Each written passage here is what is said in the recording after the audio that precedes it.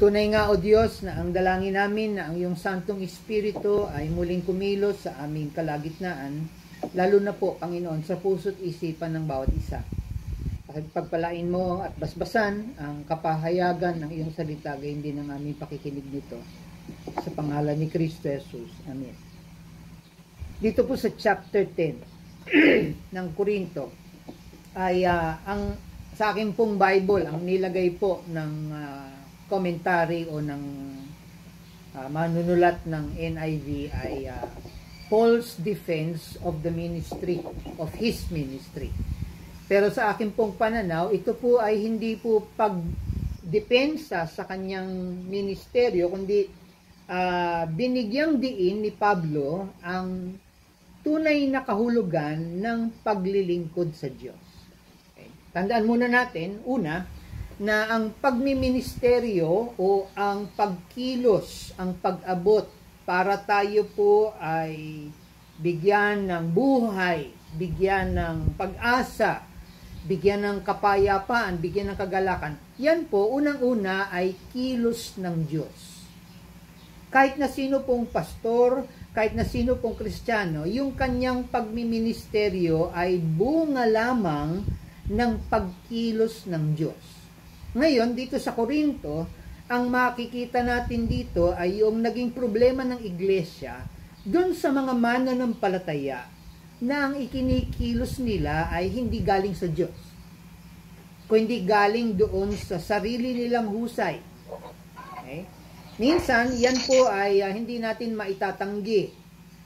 Natutuwa tayo pag meron tayong mga bagay na nakasanayan at hindi lang basta nakasanayan, napaghusay pa natin. Yan. Kaya po yan, mapapansin niyo yan.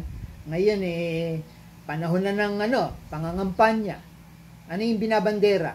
Ito nagawa ko. Ito ang aking naitaguyod. Dami nilang sinasabi. Pero ang nakakalungkot niyan, wala pong nagsasabi sa kanila na yan ay galing sa Panginoon. At yan po yung binibigyan din ni Pablo. Hindi po dapat mawala yan sa buhay ng isang, gagamitin ko yung salitang tunay na lingkod ng Diyos. Okay?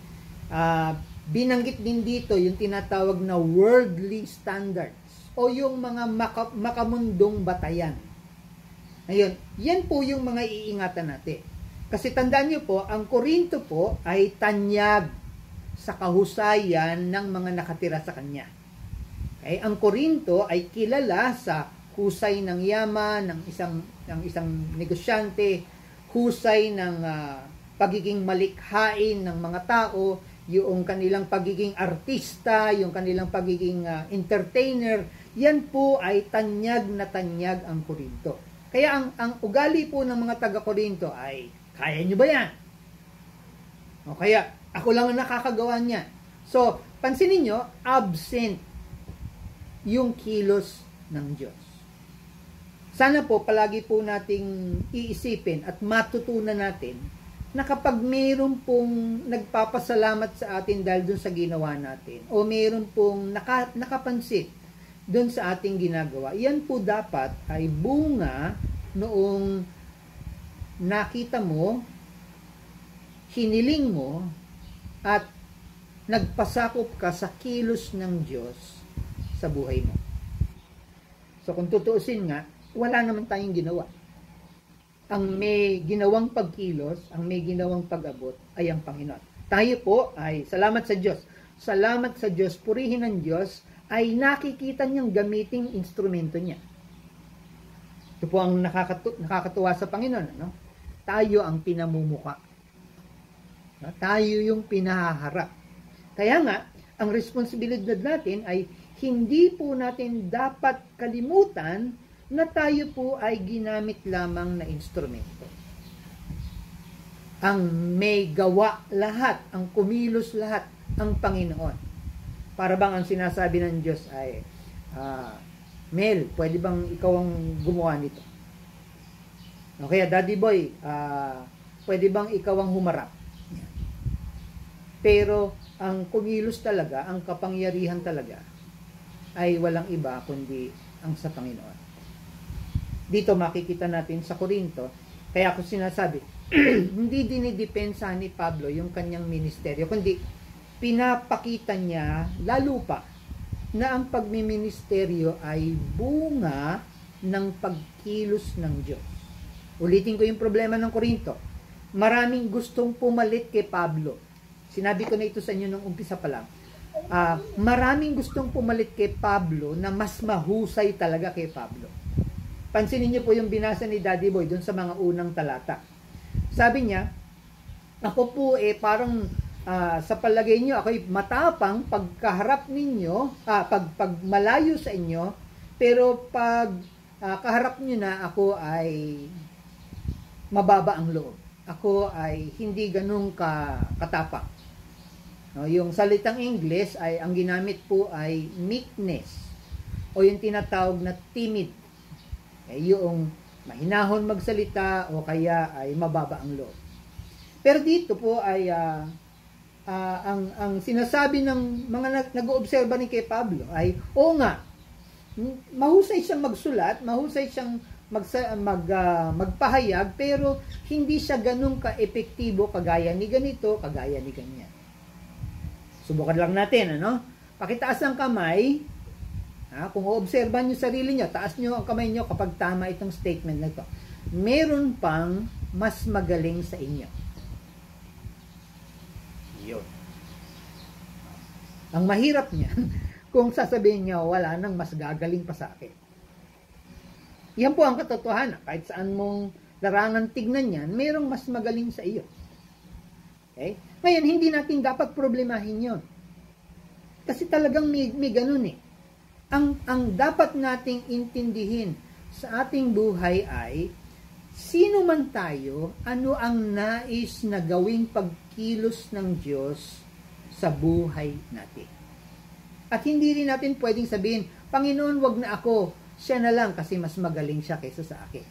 Hindi natin pwedeng sabihin yan. Kasi kung gustong kumilos ng Diyos, ang ating responsibilidad ay magpasakop.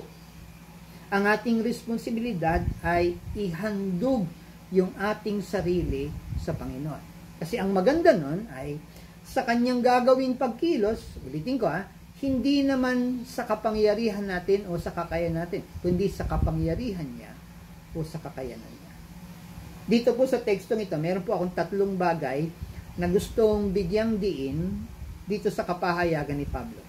Unang-una, titignan po natin ang kailangan po natin tignan sa ating pong paglilingkod. Tayo pong lahat yun. Tayo pong lahat. Tayo pong lahat ay lingkod ng Diyos. Paki-thumbs up nga kung kayo ay naniniwala dito. Ibig sabihin nun, ako ay pwedeng daluyan ng presensya ng Panginoon. Ako ay pwedeng daluyan ng kanyang kapangyarihan. Okay? So, kung ikaw ay lingkod, sinasabi ni Pablo, kung ikaw ay lingkod, dito lang sa tekstong ito, sabi niya, meron kang dapat 3 bagay na titignan sa iyong buhay. Unang-una, yung sa salitang Ingles, ang tawag po dito ay yung meekness. Okay? Mahirap isalin sa Tagalog ito, pero ang pinakamalapit ay yung kababaang loob. Okay? Kasi madalas yung kababaang loob sa Ingles ay humble o being humble. Pero yung meekness kasi ay pwede nating sabihin hindi yan masyadong masalita. Mas marami sa kanya yung gawa kesa doon sa salita. Pag sinabi rin nating meekness, yan yung hindi siya attack. Yan, hindi siya agresibo. Hindi siya bara-barabay. Hindi siya sugod mga kapatid kaagad. Okay? Kasi ang binibigyan din ni Pablo dito, katulad niyan, pag ano ang reaction kadalasan ng tao kapag mayroong tumitira sa kanya? Ang tao ay likas na, sabi sa Ingles, ang tao ay likas na competitive. Ibig sabihin yan ay ayaw niya nang siya ay nasa sapawan kung siya ay merong kakumpetensya, ito ay lalabanan niya. Naalala ko noong ako'y bata pa, merong payo sa akin ng tatay ko. Siguro maraming tatay, ganun ang payo sa anak, ano? Pero hindi yata tama yung payo na yan. Sabi niya, pag may nang argabyado sa'yo, sapakin mo. Pag merong umaapi sa'yo, sugtukin mo. Yan. So, yun yung competitive. Hindi ako pwedeng masapawan. Hindi ako pwedeng. Ngayon, yung meekness o yung kababaang loob, hindi namang ibig sabihin nun ay aapihin. Hindi naman po yun ang ibig sabihin nun. Bibigyan ko kayo ng 3 kahulugan ng meekness o kababaan ng loob ayon sa prinsipyo ng Biblia. Unang-una, ang meekness po ay kinikilala bilang pag mayroong isang sitwasyon, lalo po yung mahirap na sitwasyon o may kaharap tayong mahirap na kalagayan. Yung pong taong mayroong kahinahunan, yan, yung taong kinikilusan ng Panginoon, ang kanyang pagtugon dun sa mahirap na sitwasyon ay mayroong kahinahunan. Na parang yata hindi ka apektado. Parang ganon ang dating. Pero ang ibig sabihin kasi ng kanyang kahinahunan ay, pakinggan nyo to ha, yung kahinahunan ng isang tao, yung meekness niya, ay may kinaalaman dun sa, teka, kailangan ko munang pakinggan ang sasabihin ng Panginoon dito sa sitwasyon kong ito. Okay? So, yung sinasabi natin, na yung ibang tao ay, pag may nangyari, ay gagawa kagad ng paraan, gagawa kagad ng solusyon. Ngayon, sa isang banda, maganda yon. Kaya lang, tandaan nyo po, tayo po ay mga mananampalataya na. Ibig sabihin nun, at yung kung ibabatay natin dito dun sa ating pinag-uusapan kanina, wala naman akong magagawa. Okay? Hindi ko sinasabi na kapag may nangyari, alam ba, may na-aksidente, tatayo ka lang at mananahimik ka lang. Hindi po yun ang aking ibig sabihin. Okay? Pero, yung isang mananampalataya na mayroong meekness ay kapag may nangyari, pakinggan nyo to ha, kapag may nangyari, yung isip niya, yung puso niya ay gumagana kagad patungo dun sa Panginoon. Ano po ang gagawin ko? Malaking kaibahan yun dun sa kapag may nangyari, ito kagad ang gagawin ko. Ito ang gagawin ko. Pero yung taong mayroong meekness, kaya yan, minsan mapapansin niya na, ano ba yan? Parang walang ginagawa. Parang lalambot-lambot. Pero ang nangyayari talaga doon sa mananampalataya ay ang kanyang puso, ang kanyang isipan ay gumagana kaagad doon sa Panginoon. Bago ako ang kumilos, ikaw muna. Kaya dito mapapansin natin yung pong merong ganito. At sabi nga po ng isang article na aking nabasa, yung meekness po sa panahon natin ito, yung kababaang loob, niyuyurakan na po ng marami. Kasi nga, ang binibigyan diin sa mundo natin ngayon, ay yung dapat agresibo ka. Dapat banat ka agad. Yun ang Kasi walang mangyayari sa atin kung lelempot-lempot ka. Okay? Ang pananaw ng iba ay lelempot-lempot ka, pero ang nangyayari talaga, pansinin nyo ang nangyayari talaga, Panginoon, gusto ko ikaw ang kumilos. Panginoon, sabihin mo sa akin kung ano yung gagawin ko. Kaya yung ganung mga tao, yung mga ganung mga mananampalataya, palagi po yan. Binibigyan din nila na kapag natapos na sila dun sa gagawin nila, pag sila ay naging matagumpay, ang kanilang nababanggit o ang kanilang nasasabi ay, kasi ito yung sabi ng Panginoon. Ito yung ipinagawa sa akin ng Panginoon. Ang kumilos talaga ay ang Panginoon at hindi ako. Naintindihan niyo po yung kaibahan? Ulitin ko po, wala pong masama dun sa masigla. Wala pong masama dun sa alisto. Pero, wag po nating kalilimutan yung sinasabi ni Pablo. Pansinin niyo po yung mga unang talata, lalo na po dun sa verse 1. Sa pagmalayo ako, para akong galit. Pagmalayo ako, para akong agresibo. Pero pagkaharap nyo na ako, para akong isang maamong tupa. At sinabi rin ng mga tao sa kanya, o nga, magaling ka magsulat pero hindi ka magaling magsalita. At yung batayan na yon ay nandoon sa sitwasyon sa Korinto na marami pang mas mahusay kay Pablo. Totoo yun. Kaya lang, ang kaibahan ay hindi po husay ang pinag-uusapan. Ang pinag-uusapan po ay nakapakinig ka ba sa Diyos? Ikaw ba ay nakakuha ng paggabay? Ikaw ba ay nakakuha ng pag-utos? Ikaw ba ay nakakuha ng, sabi sa English, instructions? O anak, ito gagawin mo.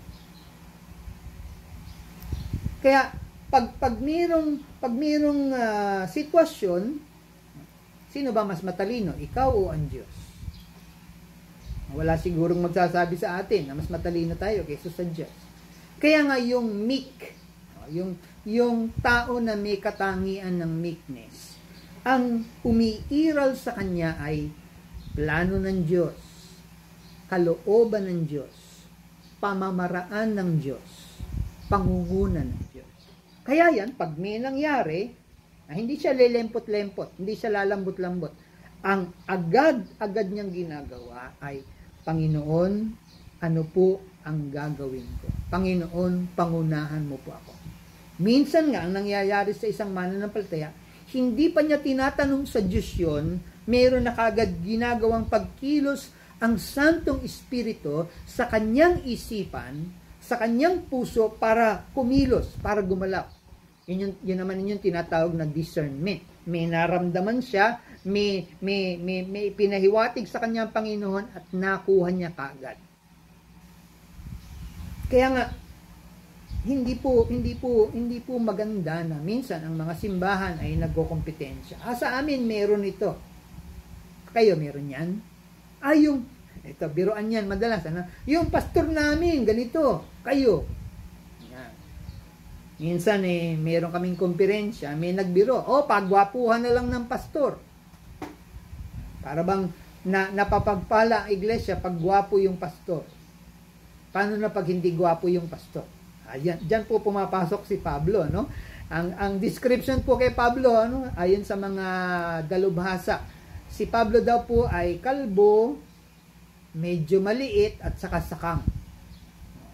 Parang hindi gwapo si Pablo, pero siya po ang merong pinakamaraming naisulat na aklat sa Bagong Tipan. Siya po yung nakapagturo ng napakahusay, malalim at kauna-unawang mga prinsipyo ng salita ng Diyos. Kasi nga hindi po natin pinagbabatayan yung panlabas. Yun yung binanggit doon sa verse 1 na worldly standards. Hindi po tayo nakabatay doon sa pamantayan ng mundo. Ito po ang sasabihin ko sa inyo. Ako po ay magbibigay na sa inyo ng babala. Hindi po lahat ng mga mangangaral ay magandang magpahayag. Mahusay magpahayag. Tatandaan niyo po yan. Huwag po tayong tatamarin pag yung mangangaral o yung pastor ay hindi magandang maghayag. Ang hahabulin po natin, ang iintindihin po natin ay yung prinsipyo doon sa kanyang sinasabi. Ang hahabulin po natin ay yung mensahe mismo ng Diyos sa kanyang sinasabi. Kaya pansinin niyo po, nag-pray na si Ara, tapos nag-pray pa po ako pagdating dun sa mensahe ng Panginoon. Kasi nga, ang sinasabi natin, Panginoon, ikaw ang kumilos. Huwag pong ibabatay. Marami pong mahuhusay na mangangaral. Ang problema na sasabihin natin, sana yung pastor namin ganyan din mangaral. Hindi ho favoritism ang ministry. Ang ministry po ay meekness. O yung ang kanyang kalooban ay isinusuko sa Panginoon upang ang Panginoon ang siyang kumilos, upang ang Panginoon ang siyang manguna. At yan po ay dapat katangian ng lahat ng lingkod. Lahat ng mananampalataya. Meron pa sana akong 2 punto, pero mukhang hindi naaabutin yung 2 puntong yan. Pangalawa, ang isang taong meek o ang isang taong may kababaang loob o kaya ay malumanay dahil sa pagdepende sa Panginoon o paghihintay sa Panginoon. Ang kanyang ginagawa po ay yung maingat na pagsuko ng kanyang sarili doon sa kalooban ng Panginoon, sa plano ng Panginoon, sa layunin ng Panginoon. Naalala ko yung insidente nung ako'y bata pa at merong mga dumating doon sa ako'y inilagak muna ng aking nanay doon sa bahay ng aking lolo. At nung ako'y nilagak na doon sa bahay nila, biglang isang gabi may mga dumating na tao doon sa kapitbahay. Sa dami nung dumating na tao ay napatambay o napapwesto yung ibang mga tao doon sa harapan mismo ng bahay ng aking lolo. Eh di bata, di lumabas ako na tumingin-tingin. Tapos sabi ko, ano meron? Tapos sabi nung mga bisita, ay may okasyon diyan sa taas, yung doon nakatira yung yung kanilang pinuntahan. Ganun po ba? Tapos pumasok na ako sa bahay. Tapos tinanong ako ng lolo ko, sino ang kausap mo sa labas? Ay sabi ko, lo, maraming bisita yung kapitbahay. Tapos ang sabi niya sa akin, ano bang ginagawa nila? May party daw po eh. Tapos ang tanong kagad ng lolo ko na hindi ko naintindihan kasi bata pa ako. Sabi niya, nagsabi ka ba patungkol sa Panginoon? Kasi yung lolo ko, pastor. Sabi niya, nagsabi ka ba patungkol sa Panginoon? Tapos ang naisagot ko lang, hindi po kasi nahihiya ako. Ang sagot ng lolo ko sa akin, bakit ka nahihiya? Kasama mo naman ang Panginoon. Ngayon, nung bata ako, hindi ko maintindihan niya. Pero ngayon ay akin pong naintindihan na minsan kahit mahirap po yung ating kinakaharap. Ayun, kinakaharap ni Pablo. Maraming mas mahusay sa kanya, maraming mas magaling sa kanya, pero ang kaibahan ay yung kumikilos doon sa mga katunggali niya sa ministeryo ay sariling kakayanan. Pero itong si Pablo, hindi po nawala sa kanya yung patuloy na umaasa, patuloy na nakadepende, patuloy na nakahawak sa presensya ng Panginoon. Ang isa pang ilustrasyon ng meekness o ng kababaang loob ay sabi nila, ang kaibahan daw ng isang taong walang meekness o walang kababaang loob ay para siyang isang hayop na hindi naturuan. Yan. Siguro kayo tuwan-tuwa na meron kayong nakikita na ewan ko siguro sa Facebook kung nakita niyo na yung leon nilalaro ng isang lalaki. Hindi siya kinakagat, hindi siya sinasakmal ng leon, kundi nilalaro siya ng leon. Ngayon, yung leon na yan, ang tawag po sa Ingles ay na-tame na o naturuan kasi. Okay? Pero, leon pa rin siya. Yun daw taong walang meekness ay parang leon na hindi naturuan. Agresibo, lahat sasakmalin, lahat ay aawayin. Kasi nga hindi pa siya napakalma, hindi pa siya naturuan. Pero tandaan niyo po ito, yung napakalma, leon pa rin yun. Di ba? Leon pa rin siya. Kaya lang, ang kaibahan ay leon nga siya pero marunong siyang maturuan na diyan ka lang maupo. Diyan ka lang kikilos o ito lang ang gagawin mo. Yan po ay isang bagay na natutuwa ako pag yung nakakailang aso na kami sa bahay. At ito pong huling 2 aso namin ay hindi ko masyadong naturuan. Pero yung mga nauna kong aso ay naturuan ko. Itong mga aso kong ito, magugulat kayo. Ang isang naituro ko diyan, ang aso po ay likas na makahol, kahol ng kahol. Pero itong mga asong ito, natuturuan ko sila na kahit gusto nilang kumahol, tatahimik sila.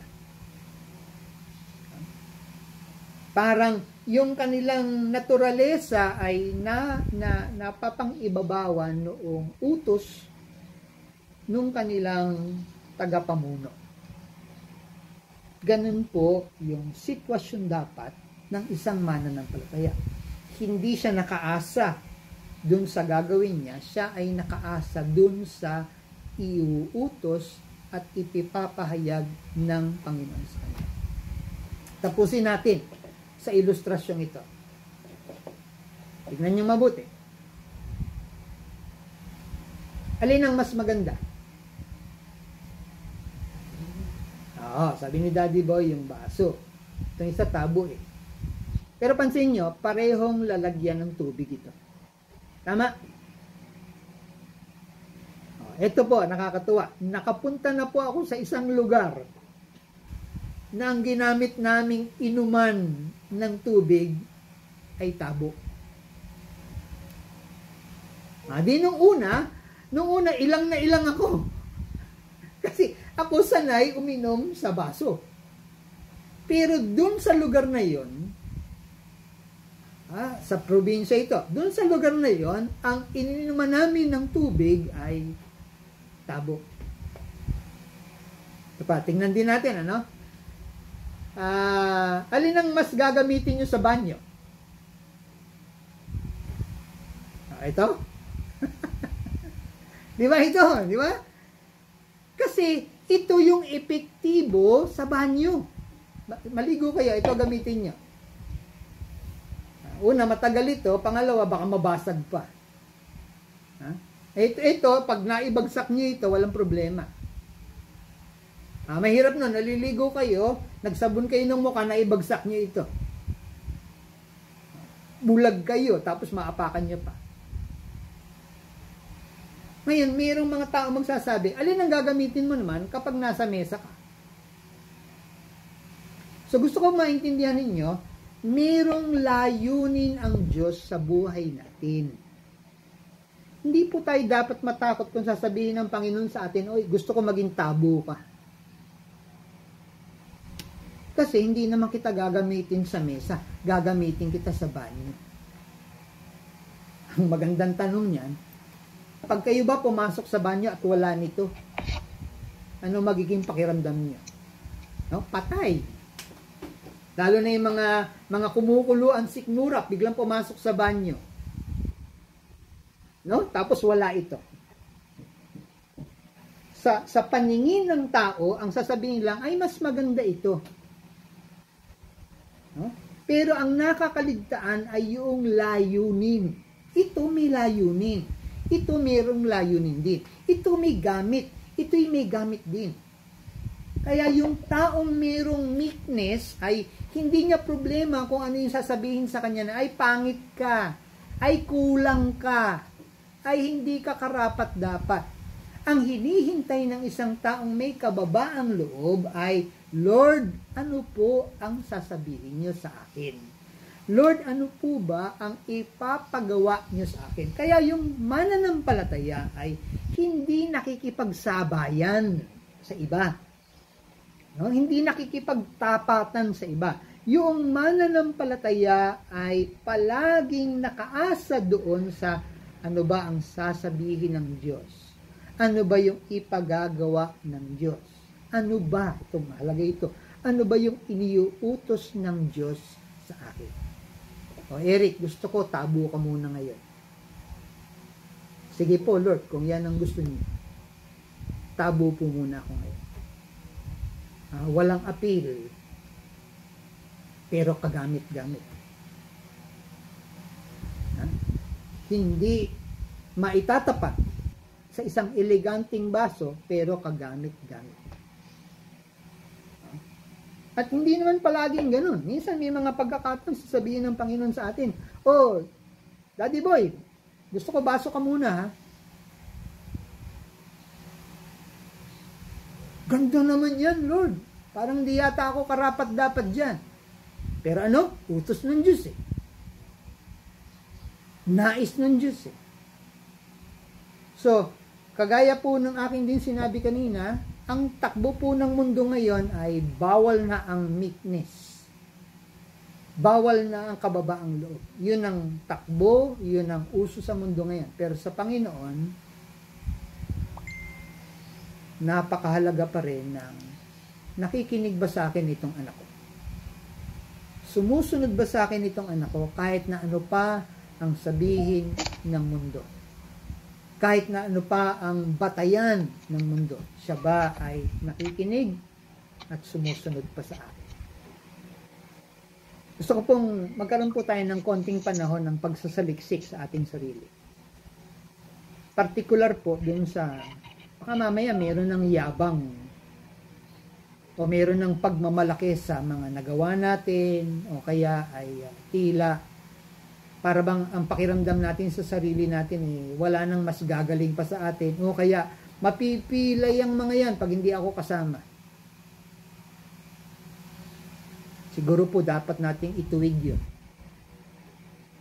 Kasi ang buhay natin, ang dahilan lamang kung bakit tayo may nagagawa, mayroong naiaambag, mayroong naipapakitang mabuti, o mayroong nagagawang kapaki-pakinabang para sa iba, ay dahil sa pakikinig natin sa Diyos, dahil sa pagsunod natin sa Diyos, dahil sa pagsusuko natin ng ating sarili sa Panginoon. Sige po, tayo po ay manalangin sandali. Panalangin natin ang ating mga sarili. At gusto ko pong hayaan yung saliksikin ng Diyos ang inyong mga puso't isipan. At ito pa ha. Baka mayroon pong nais ipagawa ang Panginoon sa inyo na tinatanggihan ninyo. O kaya kung mayroon kayong nararamdaman na ipinagagawa sa inyo ng Panginoon ngayon, sasabihin nyo sa Panginoon, sige po Panginoon, pag-utusan po ninyo ako. Sige po, Panginoon, sabihin niyo sa akin yung nais inyong ipagawa sa akin at ako po ay susunod. Sige po, kaugnayan niyo po ang Panginoon. Ako po ay mananahimik at kayo po ay magsimulang makipag-ugnayan sa Panginoon.